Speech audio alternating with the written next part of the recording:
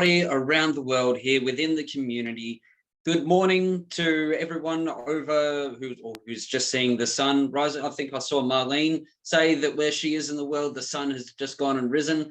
I know Europe is going through, their day. So good day to you, and of course to my fellow Australians and also New Zealanders and Polynesians to the east of me. Good evening. Now, guys, we've actually done this. It has been a very big slog over the last 3 months, but albeit very, very rewarding. And it's with this sort of announcement that I have to go and say that this will be the very last Global Unit Pay and FNT webinars that actually go and feature both Annette or myself. But before we go and proceed, ladies and gentlemen, please go and put some love hearts or some plus signs if you can see me correctly, you can hear me crystal clear. Now, just a little bit of housekeeping, guys. If you do only go and speak a language that isn't English, I do apologize, guys. We're trying to go and get the slides translated in your language. You just need to go and have one of your country leaders actually speak to some of the guys in the FNT group, and we can go and issue you out those slides so you can translate it in your own languages so you don't miss out.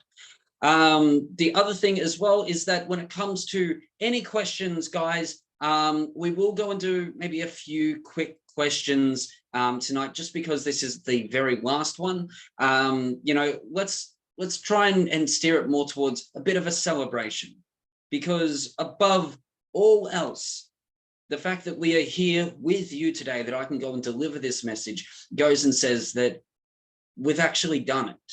We have gone and made sure that both of these projects have been grown from just a simple concept into now being able to feature and play a significant role and significant part within the global arena and the global market. How amazing is that, guys? Let's get some fire emojis. Let's get some love hearts. I love your engagement. And because this is the last one, I'm going to go and need you guys to go and be on your absolute best game. So without further ado, let's jump to the next slide. So for those people who are in the chat today, ladies and gentlemen, please put a 1 in the chat if this is the first time that you've ever gone and seen anything Global Unit Pay, anything FNT. Tom, come on, mate. Always the larrikin, aren't you? All right, perfect. So we've just got the same old crowd. Lovely. If you can as well, share this amongst all of your socials, on Facebook, on Telegram, whichever groups that you are with, with your ever-rich brethren. Share the link, guys. We haven't gotten started just yet. We're still just going through all the housekeeping and the introductions and whatnot. And of course, this is being streamed on Facebook and will be uploaded to YouTube in a few hours after this is being completed. So for those people who don't know who I am, my name is Aidan Ward. I used to be the project manager of Global Unit Pay, and I used to go and work very, very closely with the CEO of not just Global Unit Pay, but also FNT as well. So to go and see this go and be just basically a concept to, now being taken out of our ecosystem as a really, really promising crypto project within the IEO space, this is very, very exciting. And it's my absolute pleasure and honor to be able to go and deliver these presentations to each and every single one of you. So let's jump to the next slide, guys. So program, as you guys who have gone and seen all of our presentations in this sort of format, know the drill. We like to go and start off with why. Because every business, every project, every venture, anything that anyone ever goes and strives to achieve in life always goes and stems from what is the purpose? What is the problem that needs to go and be solved? And what is the solution? Where does the love and the dedication and the trust and the bullishness to go and get things over the line in the face of adversity actually go and come from? So we always go and start with why. After that, we're going to move straight into the hows, and then of course following up with the whats. And the hows are really good for you to go and understand why certain features are actually in there in order for us to go and solve the problem. How do we go and add value to the global arena, to the global market? Considering as well that the payment system space is becoming very, very saturated. And we all know just how overfloweth, I guess is the best word for it. It is with the crypto market. It can actually be very, very difficult to go and differentiate as to which project is actually the best one that meets your plans. And for you to go and come in as a MLCI professional or as an Everrich co-owner and actually go and share this sort of information and this knowledge to other people who may just be looking at this for the first time. This is vitally important, and it goes and gives you guys each the confidence and the competence to ensure that we are forever growing our ecosystem, that we are forever growing our community, so that we're not just 1.7 million strong, that we can go into the 5s, the 10s, the 20s, even the 50 millions in a short amount of time.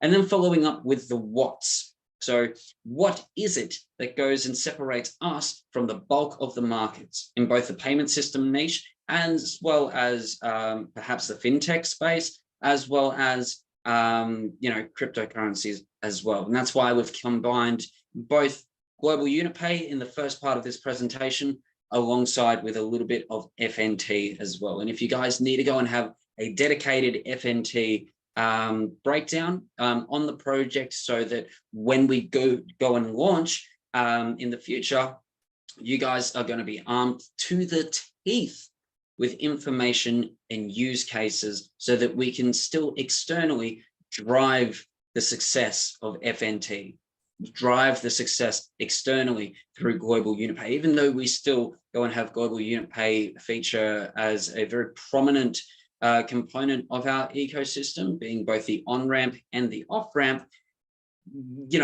It's important to go and know what the benefits are, so that when you have new people go and come on board for the first time, you can go and explain it in a way that goes and blows their mind. Exactly, Tom. We love GUP. Man, I can't believe it's already been 2 years. Let's jump on to the next slide. So, would we go and agree that these problems that you see before you right now have become ever present in the last couple of months? High rates and fees have kind of been a staple. That comes with supply and demand. A lot of arrogance that goes and comes with, CEOs of particular projects who think that, perhaps because the demand is so high within crypto adoption, crypto enthusiasm, that they can go and charge through the nose in order to facilitate a on-ramp, off-ramp, or a OTC trade, or anything involving crypto fiat transfers and mergers, right? Unsecure providers. We've gone and heard so much in the news recently in regards to unsecure providers, hearing of exchange after exchange after exchange after exchange after exchange, all file for Chapter 11 and, filing for bankruptcy. This goes and really puts a fear of just how secure is my crypto wealth? How secure is, the last 5, 7, 10 years of me just, investing 10% here, 10% there, 10% here, 10% there, and so on and so forth. That's gone and built a huge nest egg, and I can go and see that the 8 rules have really gone and worked in my favor, that it is all easy to apply knowledge, and then to have it just go disappear because it was kept on perhaps not as secure, provider or platform as what it was a few years ago. Crypto accounts as well. We see so many scams happening in the crypto space, and that just comes from people exploiting the fact that crypto is still a very young market.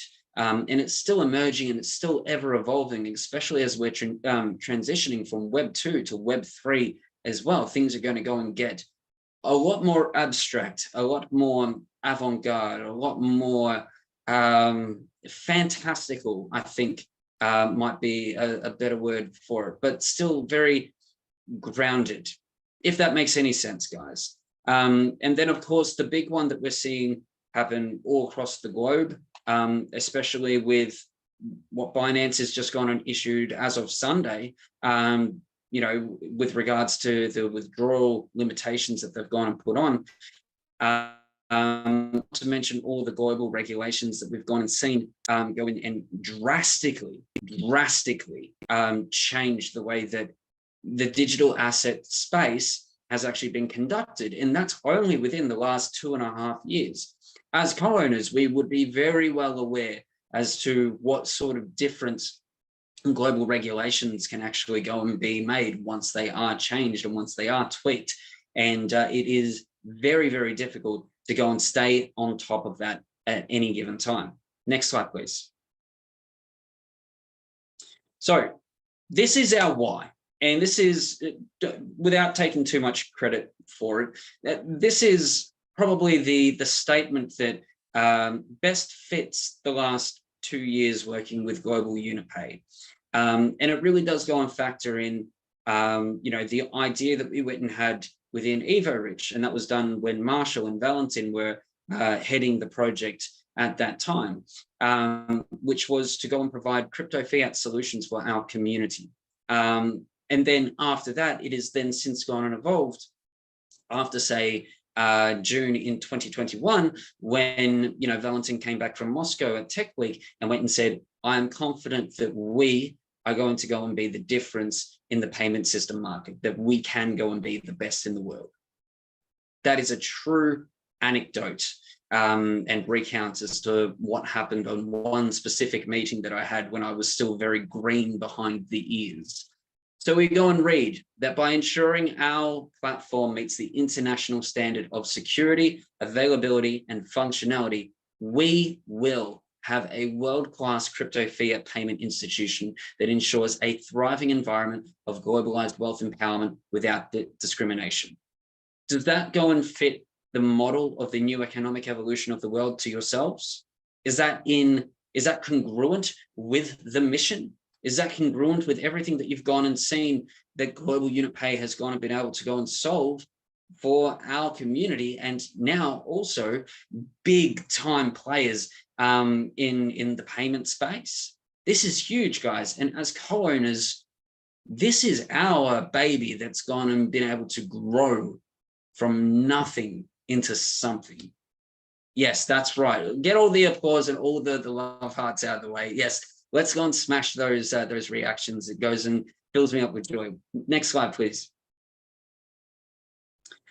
So in a snapshot, I mean, that's what this presentation really was, is basically a snapshot, but then elaborated in many, many different ways. We've covered the whys, and now we're going to go into the hows, right? And with any payment system, after conducting well over 6 months of market research into you know, what they're offering, what we can go and offer, what are the differences, et cetera, it really goes and comes down to basically these 4 primary functions, right? Number 1, to go and deposit or withdraw via SEPA or SWIFT, or any other financial system that may be popping up in the future, you know, to go and ensure that people are able to go and move their funds from one platform to the next, you know, with minimal difficulties and maximum ease. That is always going to go and be a big component as to why a payment system is successful or not. The second component, banking cards, right? You need to go and have payment cards, and there's a couple of reasons for it.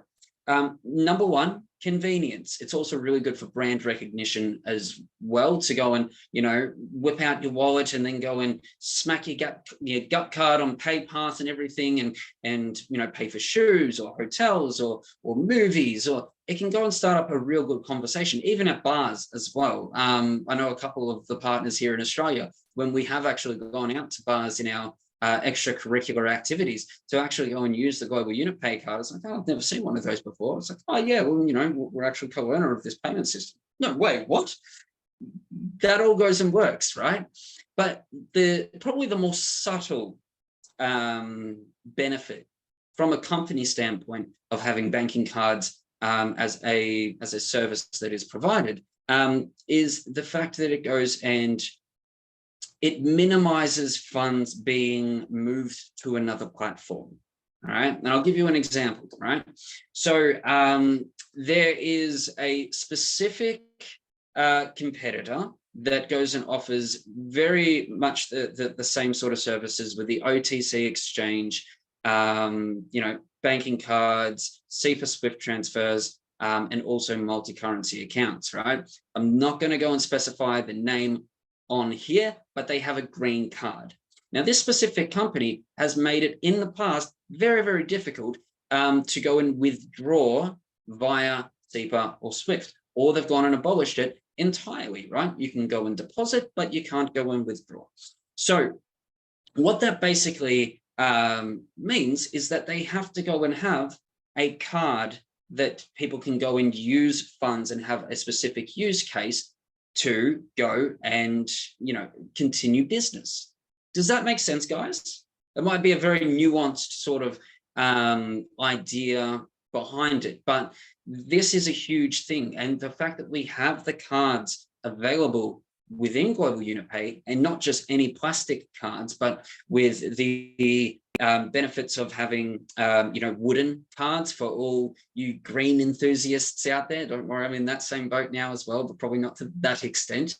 You know, to go and have high limit cards, to go and have, you know, even the metal, the platinum cards, you know, all of these things go and cater to a different sort of market, to a different sort of audience, to a different sort of user, to a different sort of consumer. But each and every single one of them goes and creates brand awareness, and it goes and instills a lot of loyalty in your brand. So something to think about. Multi-currency accounts is very, very good for, I suppose, using on different sort of platforms. So as we've seen, right, you know, you can go and top up your card via euros, right? You can't do it with USD, you can't do it with Swiss francs. It has to be euro. What would we normally go and use that's done in USD? We go and top up our back office, right, to go and get some FNTs, or maybe some EVSN packages, or maybe the NFTs, or maybe even some SOL-B as well, which is super exciting, by the way. Don't go and lose sleep over the good old SOL-B, all right? But you have to go and do units, which is in USD. So imagine if we went and didn't go and have, say, the USD component of Global Unit Pay, you would have to go and shift those funds to another platform altogether. So by having different sort of currencies, you actually go and have different sort of use cases and different sort of functionalities with different sort of platforms. I look forward to the day that we've got the AUD or the Canadian dollar, or even, you know, the Vietnamese dong, because that's going to go and open up a whole ton of platforms that otherwise we wouldn't be able to go and get the most benefit out of, because of the currency locks. That is still a very real thing, just very, very subtle. You don't hear much about it. And then, of course, you need to have OTC crypto exchange, over-the-counter crypto exchange. And the best example, and I'm going to go and skip over this one probably a little bit quickly, because you know, we've gone and covered this already before last week, which is basically with what I mentioned before with the exchanges.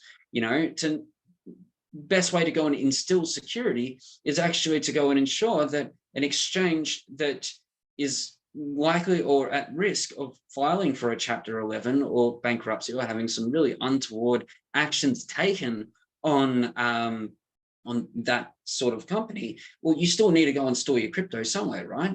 Why not go and do it with a FinTech platform that's under Swiss jurisdiction and actually goes and prioritizes security, confidentiality, and still goes and offers you that availability. So you can still go and buy Bitcoin. You can still go and sell your Bitcoin. You can go and exchange it for Ethereum. You can exchange it for Tron. You can shift that Tron to another exchange, to another platform, all altogether. It's very versatile, and it goes and adds, once again, more use cases in the way of what sort of functionality that you can actually go and benefit from. I know it's a bit long-winded, but it's super, super important that we understand just those 4 main points. Just those 4 main points. And then you'll be able to go and come across from a level of expertise and professionalism that goes and really blows everyone's mind, or whoever you're actually speaking to, and actually just knock them for 6. Like, wow, that actually makes a lot of sense. You're very astute with what you're talking. It's like, of course, it's my payment system. What are you even on about? And have a little bit of a cheeky laugh as well. Just have fun, right? Next slide, please.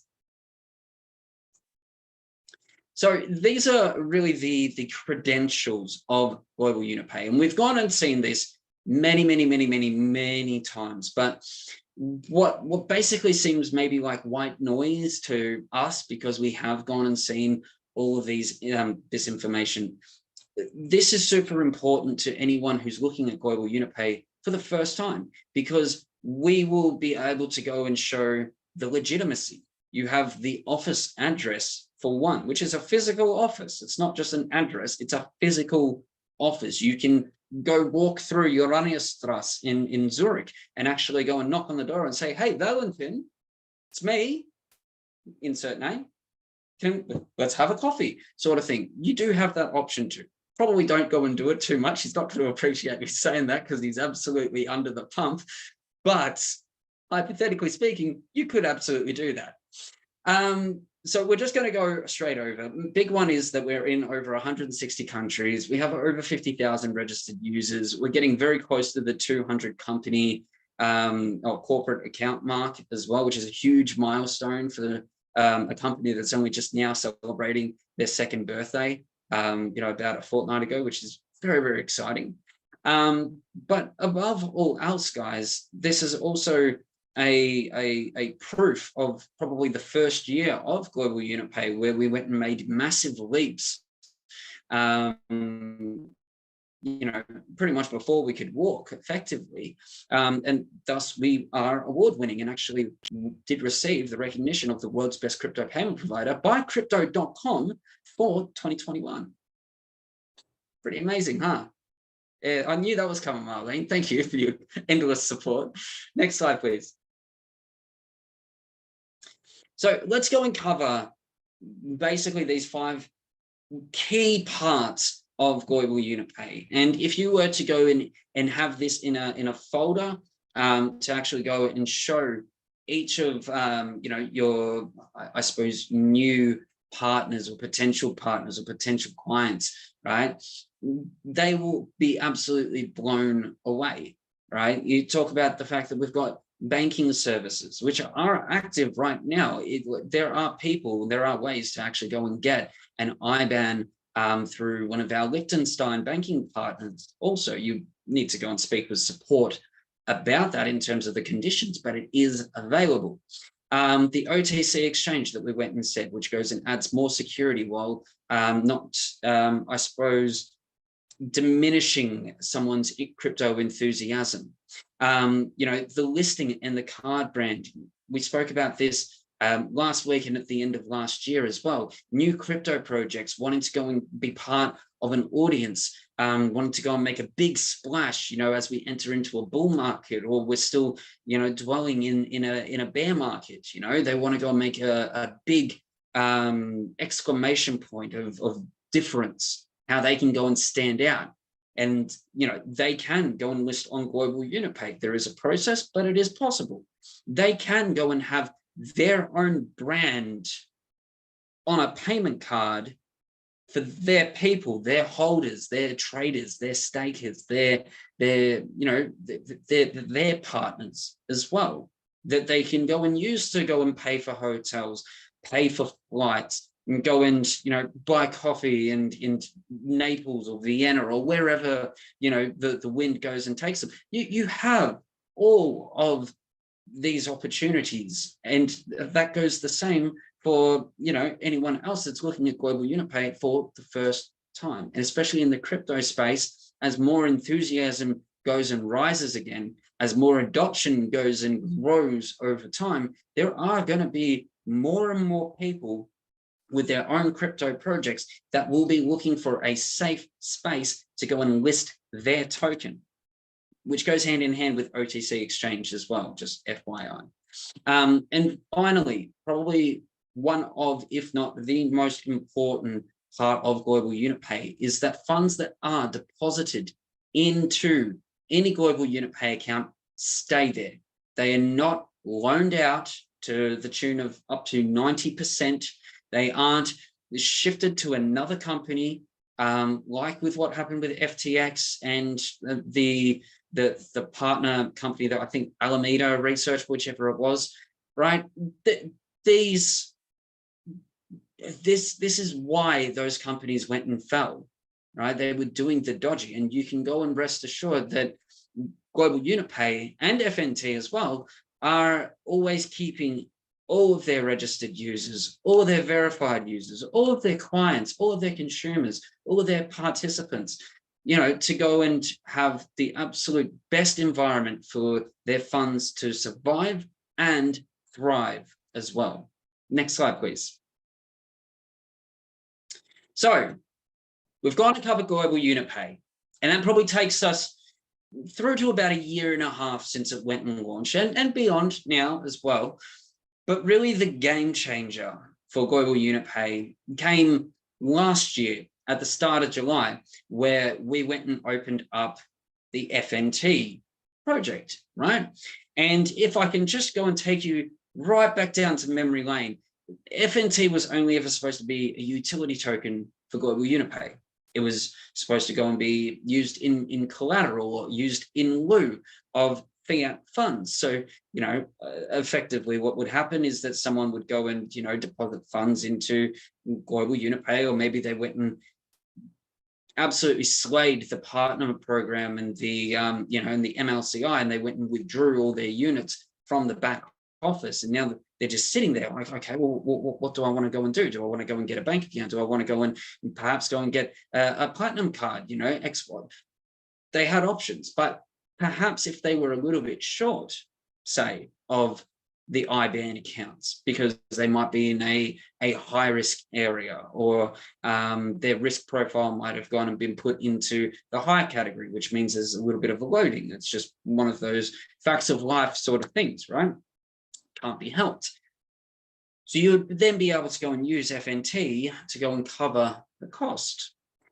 Now, we all know how that went down. It went down basically amazing. We were able to go in and raise something ridiculous like 800,000 in the space of 4 days, which blew everyone's mind away. But we all know as well that by Eventi last year, that FNT had gone and really developed more. It gained a bit more of an edge, more of a USP, more excitement, more benefit, more wealth producing mechanisms, more you know, measures put in place to safeguard and protect this specific project, surrounded by some of the best minds within the crypto space. Valentin will love me to actually go on saying that about him, but you know, with Alex and Chris Principe, who also went and spoke at Eventi, with the likes of Mila doing the marketing. You're like, there's a whole team of exceptionally minded individuals who have just come together to go and create the Avengers sort of project. Like, this is the Infinity Gauntlet of what I've gone and seen in terms of instruments that we've brought in the last couple of years.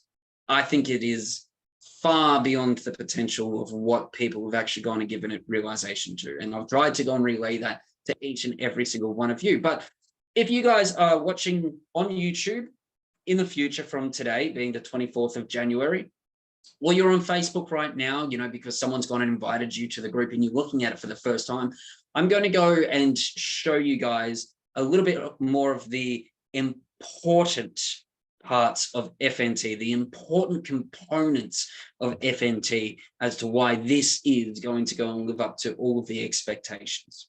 Next slide, please. So, number one, We've seen the tokenomics. We know this back to front. We know that there is a 40% reserve, which goes and keeps the liquidity, the FNT, to always go and have a nest egg to provide these benefits, to go and ensure that the services are here for a long, sustainable amount of time. Short of the most erratic catastrophe that could ever go and happen, it's with this specific reserve that goes and creates the spine of how FNT is going to go and perform. The second component, 2 billion total supply. So we times that by the 40% and we're given 1.2 billion that is going to be accessible to the market, which also goes and means that at any one specific time, the absolute most amount of FNTs that will ever go and be in circulation is 1.2 billion, sorry, 1.2 billion, as opposed to times in the past when we've seen, supplies of 35 billion or 45 billion.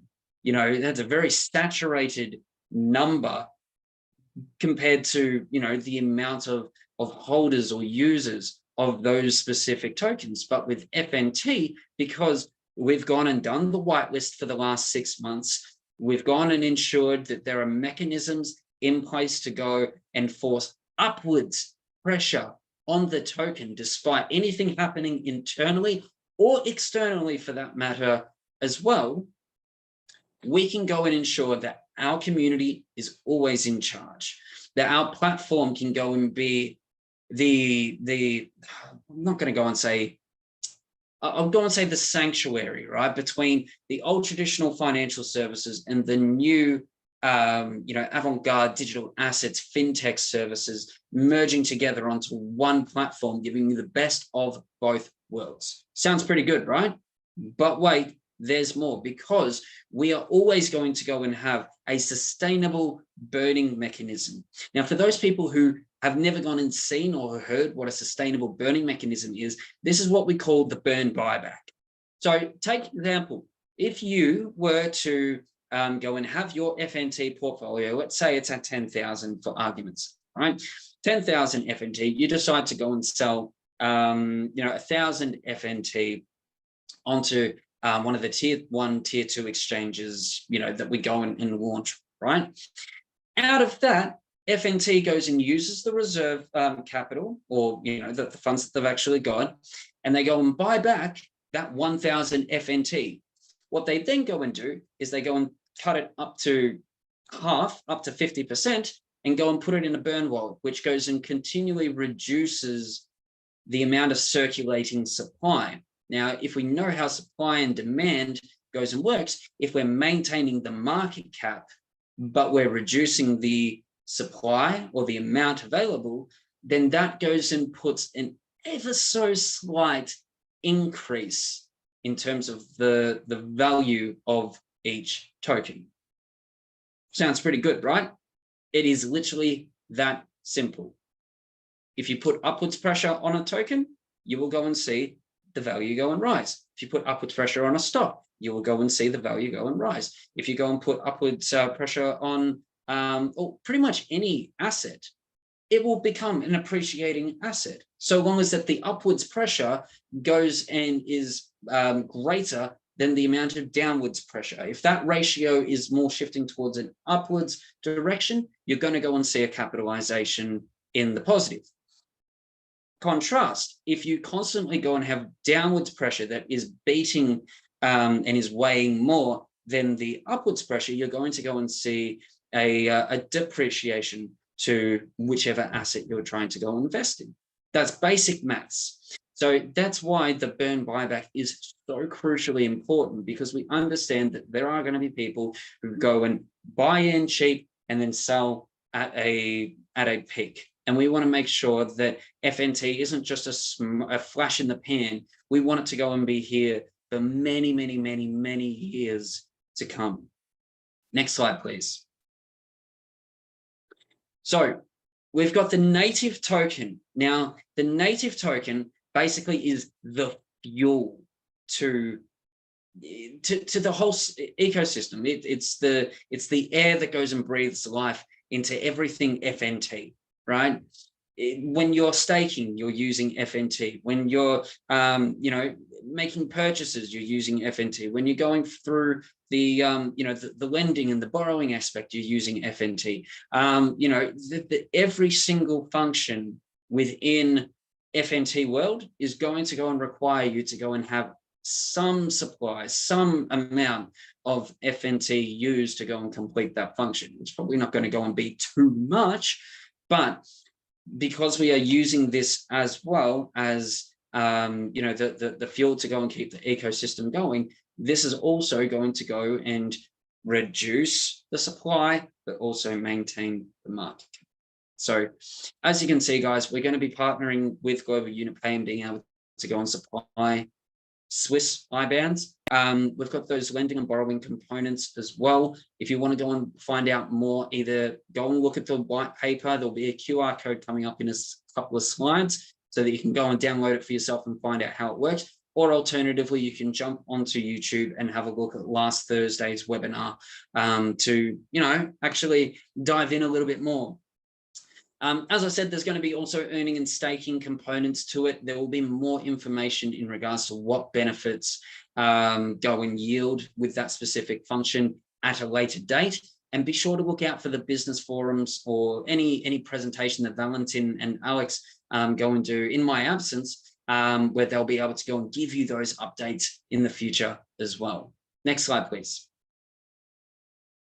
So I've taken this slide as well from Valentin's presentation that he went and did last Wednesday, which was it was a bit of a somber, very exciting sort of vibe as well. But he spoke about the comparisons, which were, I suppose, the ingredients that made FNT possible. What we're seeing here is went and have specific use cases and pride themselves on that sort of reputation, on what sort of benefits they go and provide onto their community and their users and their customers, right? Now, we all know about Crow being the crypto.com token from a ways back. It's still out there, but crypto.com and Crow were very, very pivotal in the cards department, which we've gone and emulated very, very closely in regards to, our basic silver, gold, platinum, and black card to their model. But it wasn't necessarily as sustainable because the cost in order to go and get some of these cards, in order to go and get real benefit, would range anywhere from 300 euros all the way up to 300,000 euros. It was nuts. It just depended on what time you went and got the Crow, what sort of price, what sort of, did you get it at a dip, did you get a lot in order to even qualify for those cards. So that's where we've gone and changed our cards department with FNT based on the shortcomings that came from crypto.com and their Crow feature within their ecosystem. Nexo goes and does a lot of the now I've just gone and had a bit of a blank. I believe it was to do with the membership side of things, or the stake. Oh, no, sorry. Nexo was lending and borrowing. So we've got the loan to value cash system, which has been modeled very, very closely on what Nexo went and done. And as you can go and see, their native token was 10 cents when it first was launched, and that went and saw a 40.39% times growth. Compound and double AVE, they go and do a lot of staking with USDT, right? And we've gone and taken a lot of what they've gone and done and gone and implemented it within the ecosystem. So my question to you guys is based on everything that you've gone and seen here, everything you've gone and seen on the Thursday webinars as well, because I know a lot of you, my attendees don't miss a single webinar, which I absolutely love. But I want to go and hear from you. What do you think FNT could actually go and rise to? What sort of growth multiplier could you go and see within, say, 12 months after it's gone and launched? So at the end of next year, Tom reckons $3.60. Mate, we will be laughing if it gets to $3.60. Does anyone else want to go and have a go? 80 cents? Yeah, I'm happy with 80 cents. I mean, that's 1,000% capitalization based on what it's going to go and launch at. Marlene reckons times 100. Okay, cool. Chris reckons 40 cents at the end of next year, mate. All right. Lovely. Well, I mean, that's the beautiful thing. We don't have a crystal ball, but what's been put in place goes and gives me great confidence that we can go and see numbers that either go and get close to what we see here today or go and exceed far beyond our imagination. Next slide, please. Yeah, Ian, I'd like to go and see it at $1 as well. All right. So the whitelist for the community. You don't have much time left, guys. It is no joke getting into the final hours of being able to go and get FNT. I believe that it goes and finishes up at 11:59 tonight CET or Moscow. I'm not exactly sure when, but I do know that it goes and ends specifically. It won't be available tomorrow. Something to think about. So if you have been, sitting on your hands a little bit thinking, oh, I don't know if I'm going to go and get any more FNT, or maybe this isn't, maybe I haven't gotten any FNT just yet.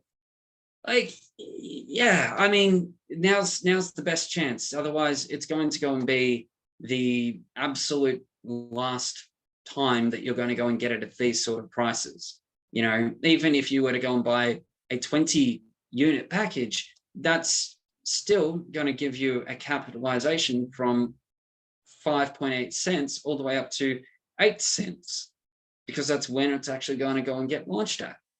So win, lose, or draw, we've basically already gone and made a profit, guys, which is big happy days. Get those fire emojis in, get those rocket ships, go and get the love hearts, go and get the excitement pumping, because guys, seriously, this is incredible.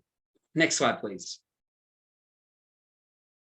And if you don't go and have too many units also in the back office for, say, the bigger packages right now, but you know that you're going to go and be having some funds go and come through within the next few months, maybe consider getting some of the installment packages. You guys can go and take a screenshot of this if you'd like, so that it's all easy to go and understand.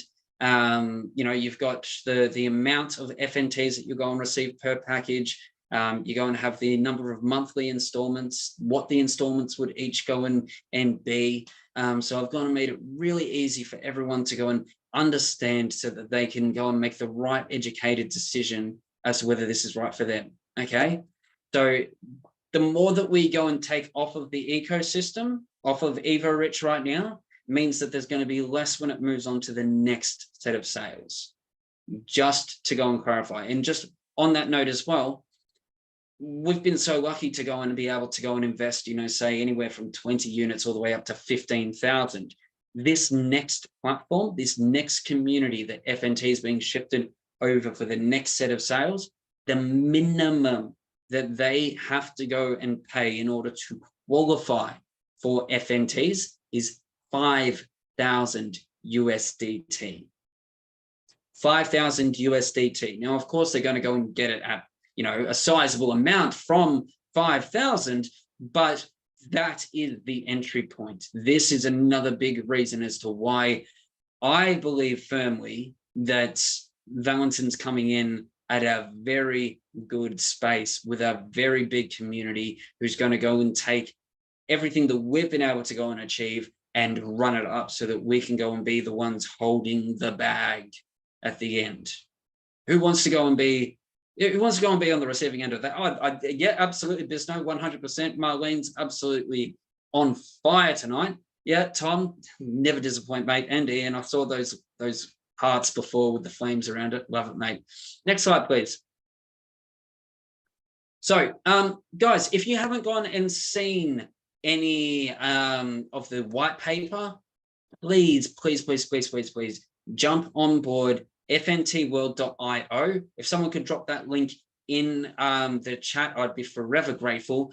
Either that or take a screenshot of this QR code, jump onto the website. I know that there are some developments happening within the next few weeks and months in regards to the website, which will go and include some more vital information and more development to go and take us to that next sort of level before the launch, of course. So guys, make sure that you do go and have access to this white paper, because it will literally be your Bible and your guide to ensure that you've got all the information you need. Okay, next slide, please. So this is probably going to go and be my favorite slide that I've ever gone and done, guys, because, and I'll tell you a little story. I did this literally an hour before the before today's presentation, so I wanted to go and do something really amazing and put things into perspective. Truth be told, we as a community have not had a very easy couple of years. Would we agree? I think that's a unanimous yes. But you go and hear people go and share their frustrations, or their annoyance at some specific thing, or maybe perhaps they don't go and get a specific project, and they've had their entire worlds flipped upside down. And I wanted to go and put this into perspective to kind of go and quell the doubt that Eva Rich is still just as good as what it was once before, but it's just different. And Tom, don't take my thunder. I was going to go and hype that one up, right? So by the numbers, since we went and launched the whitelist on July the 28th, we've been doing this for the last 180 days, right? We've been able to go and bring in 8,112 packages out of 17.7 thousand that were allocated for this component of the whitelist. The average investment was 267 units. So some people went and bought the 15,000 packages. Some people went and bought 20. But regardless, everyone went and counted, and that's where the average investment was at 267 units. I think that's pretty good. Out of that, we've been able to go and reserve for our community 97,922,045 FNT. Guys, that's massive. That's had a incredible rate of 45.57%. And given the circumstances and the state that we were in from July through to now, my God, as a community, this has gone and exceeded expectations, especially for myself. Our most popular packages, I knew that the 100-unit package would go and be the most popular. I knew that that would be the case, and that's why we've got 385 still just sitting in the back office out of a total supply of 5,000. But what really blew my mind is the fact that we had almost the exact same percent of buy-up with the 15,000 unit packages. This is incredible, and it gives me confidence that whatever goes and happens after today, MLCI is still alive and well. Our average FNT holdings per package was 12,071 FNTs, which means, Birchie, if it does go and get to that $1 that you wanted, that you indicated before, that means that everyone's gone and turned effectively 267 units into 12,071, which is ridiculous capitalization. But yeah, exactly. Yeah, go and get the pom-poms ready. But of course, that 12,071 is already sitting at 965 units, right? So already there is a capitalization of 361.42% as an average, guys. This is incredible. Yes, Felicia, go and get the, yes, celebrate. It's amazing. So funds raised by us, by the community over the last 180 days for FNT, for GUP as well, to go and get the FinTech license and everything like that. We've gone and been able to go and raise, Tom, $2,166,610 for development, guys, for sustainability, for evolution of our projects. And of course, that 2,166,610, once the FNTs go and actually launch, will be at a capitalized worth collectively among our community at $7,833,763.60. Guys, this is incredible. I want to say fire emojis. No, keep on going, guys. I want to go and see huge, huge, huge outpours. We need to go and have some music go and come through. This is amazing.